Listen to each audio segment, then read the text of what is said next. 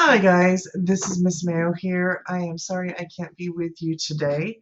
I hope you're having a great day and I will be back soon, I hope. I'm just not feeling so well, but I did want to take a moment to show you the annotated bibliography assignment just as I would if we were in class together. So I'd like you to open it up and follow along with me. It's in your Module 2 under Annotated Bibliography right here. When you click on that, you'll see this little blue thing, which of course you guys know it means that it's an assignment in Google Docs. So you just click on that.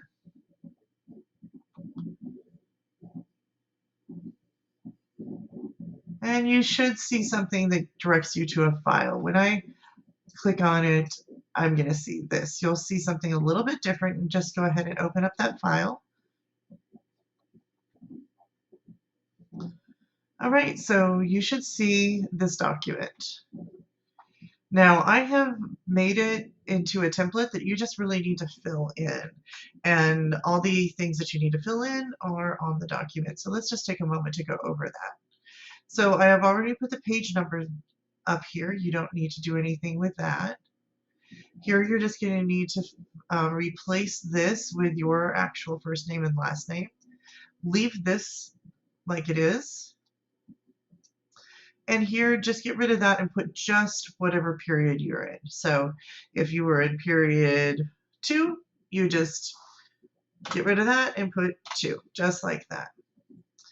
Go ahead and leave that date. In general, when we have a date on a on assignment, we want to either put the date that it is submitted or the date that it is due.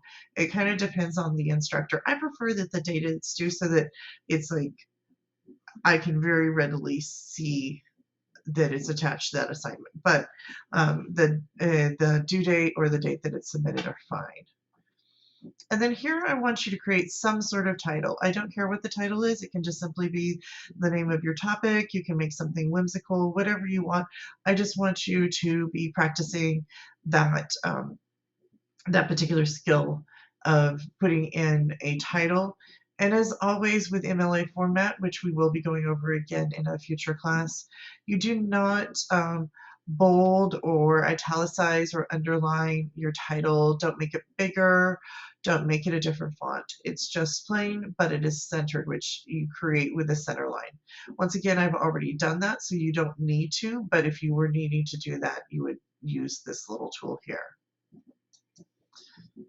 And then underneath here, you're going to write a paragraph. Notice here your paragraph is not centered aligned. Please do not center align the body of your paper. You're going to have it flush left, which is this one right here, the left align. And then you will indent the first line only by hitting the tab button. Here you're going to write a paragraph of about 3 to 5 sentences explaining the topic you're planning to research, why you are interested in the topic, what you already know, and what you want to learn. And that should be pretty easy since you've already gotten started with that using that research, I'm sorry, the not the research organizer, but the brainstorming worksheet. So the brainstorming worksheet, you already got to start with that. So you're just going to now put that information into paragraph form and complete sentences and, polish it up and make it look nice and lovely. Okay, so once you have done that, you're going to go to the next page to write your annotated bibliography. I have already created this in a manner where you just have to go down. You just have to scroll down and write right there.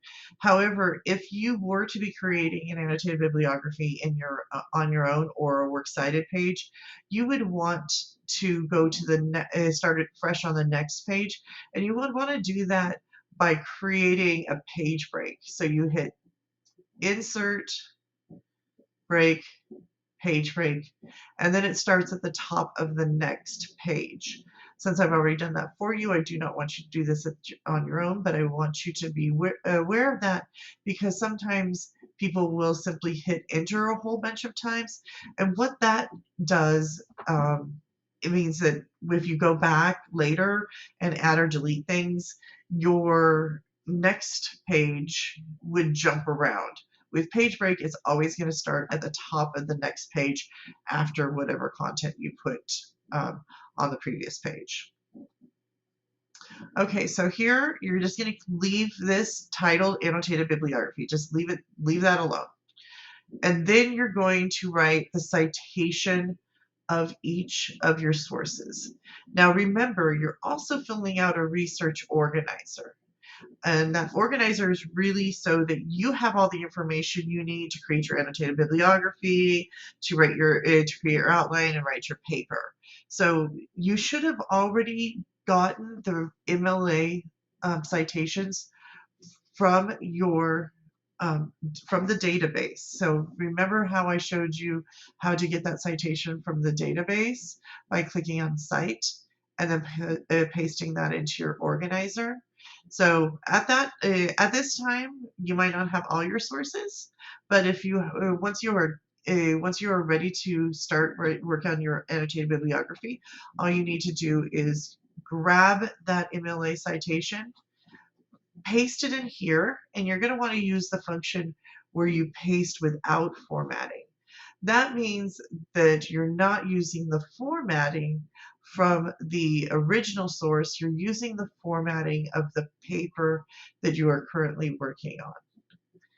Now, chances are good that it will not be formatted when you paste it.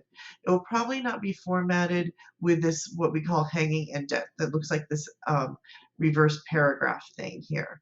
So if you have something that looks like this, let me undo that. Align and indent, indentation options. Now, since it's already got the hanging indent, I'm going to go ahead and undo that so I can show you how I did it. When I click none, it goes back. All right, so you will probably have your citations looking somewhat like this when you copy and paste them over. And then you just need to format them correctly by highlighting it, going over to Format, scrolling down to Align and Indent, Indentation Options, click, Hanging. It should already say 0.5. On the off chance it doesn't, just fix it so that it does say 0.5. And then when I click that, I get this format here, which is what we call a hanging indent, which means that the first line is all the way flush left and subsequent lines are indented 1/2 of an inch. So that's how my MLA format should be, the citation should be formatted. Okay, next I'm going to want a paragraph, which we call an annotation.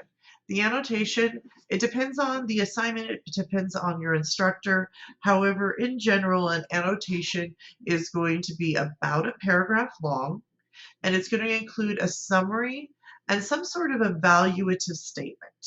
So the summary is simply a summary of what the content in that source has. So, you're just going to simply summarize that content. And then the evaluative statement basically is like telling me something about the source's quality. Saying, something like this article uses research from a study done at Yale University or something like that, so that you're showing me that yes, you have determined that this is a really good source, and then also how it's relevant to your research.